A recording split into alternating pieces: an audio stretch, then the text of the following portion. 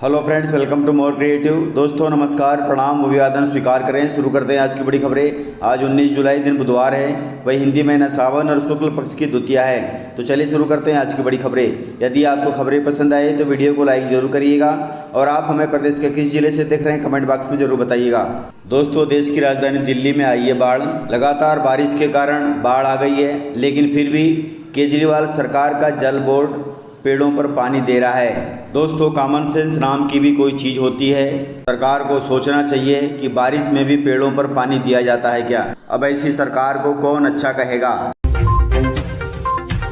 दोस्तों, सीएम शिवराज सिंह चौहान ने लिए हैं बड़े फैसले। फैसलों के तहत उन्होंने अपनी कैबिनेट बैठक में कर्मचारियों का महंगाई भत्ता, इसके अलावा संविदा नीति, वही अनुकंपा लाभ और लाडली बहना योजना में संशोधन समेत कई प्रस्तावों पर मंजूरी दी है। लाडली बहना योजना में आयु सीमा में संशोधन, अब 21 वर्ष की आयु वाली बहनों को भी पात्र माना जाएगा। इसके अलावा जिसके घर में ट्रैक्टर है वे भी बहनें लाडली बहना योजना का लाभ ले सकती हैं। वहीं 25 जुलाई से पुनः आवेदन भरे जाएंगे। वहीं इनकी पूरी प्रक्रिया अगस्त में कंप्लीट होगी और 10 सितंबर से इन सभी को किस्त का लाभ मिलना शुरू हो जाएगा। दोस्तों, सरकार के अनुसार ऐसी लगभग 18 लाख बहनें हैं जिनको पुनः लाभ मिलेगा। वहीं सरकार ने विभागों में संविदा पर नियुक्त अधिकारी तथा कर्मचारियों के संबंध में भी प्रस्ताव को मंजूरी दी है। इस संशोधित नीति में संविदा कर्मचारियों को वेतन, बीमा, ग्रेजुएटी और सरकारी अवकाश की पात्रता जैसे कई प्रावधान को मंजूरी दी गई है। इसके अलावा राज्य के कर्मचारियों को 4% डीए में वृद्धि भी कर दी गई है। इसका लाभ 1 जनवरी 2023 से मिलेगा। वहीं जनवरी से जून 2023 तक अर्थात 6 महीने का एरियर 3 समान किस्तों में मिलेगा। इस पर भी फैसला ले लिया गया है। दोस्तों, मध्य प्रदेश के लिए अच्छी खबर है। तेजी से गरीबी हटाने में बिहार के बाद बन गया है अब दूसरा राज्य। पिछले 5 वर्षों में मध्य प्रदेश में गरीबी में 16% की कमी आई है।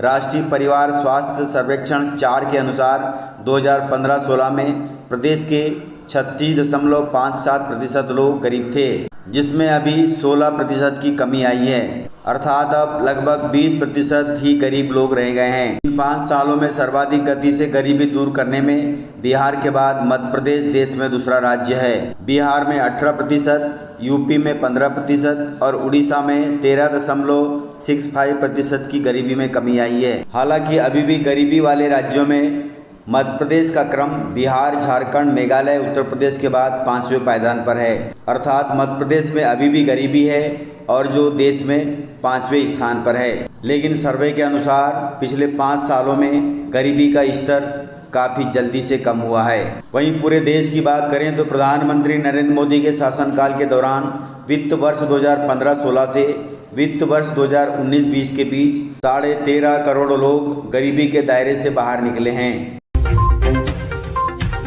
दोस्तों, नाफेड के जरिए अब चना दाल हुई है सस्ती और टमाटर अभी भी महंगा है। हालांकि टमाटर के भी भाव अगले 15 दिनों में कम हो जाएंगे।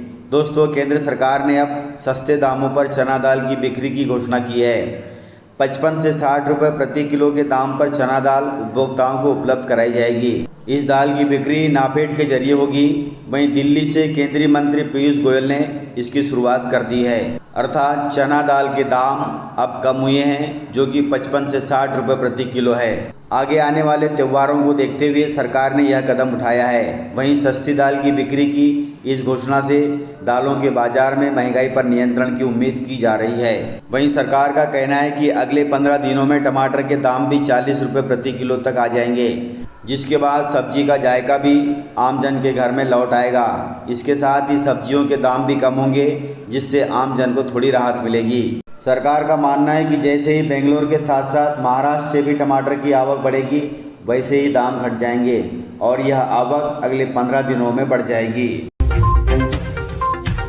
दोस्तों, लोकसभा चुनाव में जीत हासिल करने के लिए मुंबई में होगी विपक्षी दलों की अगली बैठक। वहीं राहुल गांधी ने कहा है कि ये लड़ाई प्रधानमंत्री मोदी और इंडिया के बीच होगी। दोस्तों, विपक्षी दलों की बैठक मंगलवार को बेंगलुरु में हुई, जिसमें तय हुआ कि गठबंधन का नाम इंडिया होगा।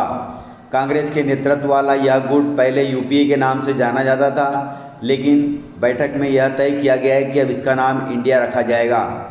नेताओं ने प्रेस कॉन्फ्रेंस की, जिसमें कांग्रेस अध्यक्ष मल्लिकार्जुन खड़गे ने कहा कि सभी 26 पार्टियों के साथ मिलकर हमने इस गठबंधन को Indian national development exclusive alliance का नाम दिया है, जो कि इंग्लिश में इंडिया होता है। वहीं खड़गे जी ने कहा कि विपक्ष की अगली बैठक मुंबई में होगी और यह बैठक किस तारीख को होगी उसकी घोषणा जल्द कर दी जाएगी। अर्थात प्रधानमंत्री मोदी और विपक्षी दलों, जो कि इंडिया नाम दिया गया है, इन दोनों की आपस में टक्कर होगी।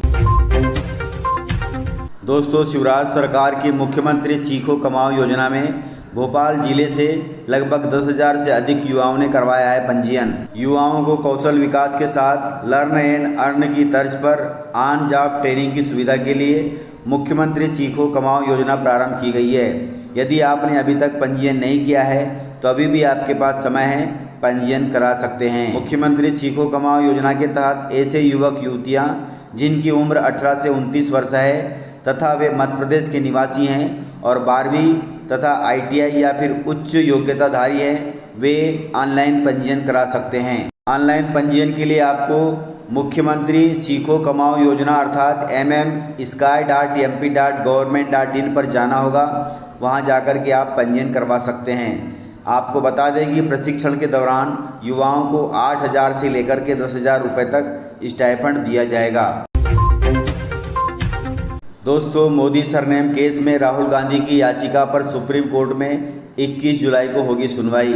अर्थात राहुल गांधी जी ने अब अपनी याचिका को सुप्रीम कोर्ट में दायर कर दिया है। सुप्रीम कोर्ट ने मोदी सरनेम मामले में सजा पर रोक लगाने के लिए राहुल गांधी द्वारा दायर याचिका को मंजूर कर लिया है।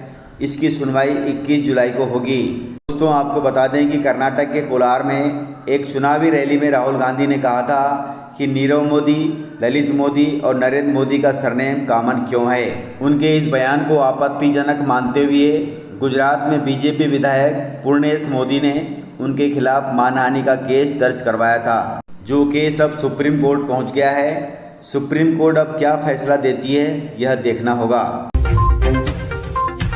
दोस्तों, रेलवे यात्रियों के लिए बड़ी खबर है।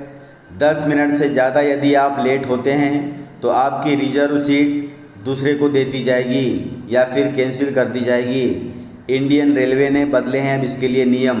दोस्तों, कई बार यात्री अपने परिवार या फिर दोस्तों के साथ यात्रा करते समय अपनी रिजर्व सीट की जगह दूसरी जगह बैठकर ट्रेन में यात्रा करते हैं और उनकी रिजर्व सीट पर कोई अन्य व्यक्ति जो बिना रिजर्वेशन वाला है वह यात्रा करता है। लेकिन अब ऐसा कर पाना संभव नहीं होगा, क्योंकि रेलवे ने अब यात्री की बर्थ पर उपस्थिति का समय निर्धारित कर दिया है। रेलवे के नए नियम के मुताबिक अब यात्री को अपनी रिजर्व सीट पर 10 मिनट में पहुंचना होगा। TTI को अपनी डिवाइस में इतने ही समय में यात्री की उपस्थिति दर्ज करनी होगी। यदि 10 मिनट तक यात्री अपनी स्वयं की सीट पर नहीं पहुंचता है तो वह सीट उसके लिए कैंसिल कर दी जाएगी और उस सीट को दूसरे को दे दिया जाएगा और यह सब सिस्टम ऑटोमेटिक हो जाएगा। अर्थात ऑटोमेटिक वेटिंग और RAC वाले को टिकट कंफर्म कर दिया जाएगा। इसलिए थोड़ा ध्यान रखिएगा।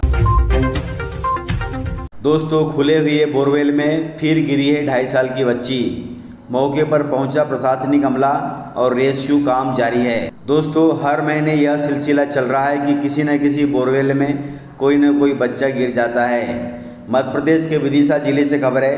विदिशा जिले के पथरिया थाना अंतर्गत ग्राम कजरी बरखेड़ा में खुले बोरवेल में एक 2.5 साल की बच्ची गिरने का मामला सामने आया है। जानकारी के अनुसार घर के आंगन में बने बोरवेल में 2.5 साल की बच्ची अस्मिता खेलते हुए गिर गई। घटना की जानकारी लगते ही पुलिस प्रशासन के साथ SDRF की टीम मौके पर पहुंची। वहीं अस्मिता को निकालने के लिए प्रयास लगातार किए जा रहे हैं। हम भी ईश्वर से कामना करते हैं कि अस्मिता सही सलामत बाहर निकल जाए। तो इस प्रकार से जानकारियाँ थी। यदि आपको जानकारियाँ पसंद आई हो तो वीडियो को लाइक ज़रूर करिएगा। तो मिलते हैं सर इसी प्रकार की खबरों के साथ अगले वीडियो में। तब तक के लिए जय हिंद, वंदे मातरम, टेक केयर।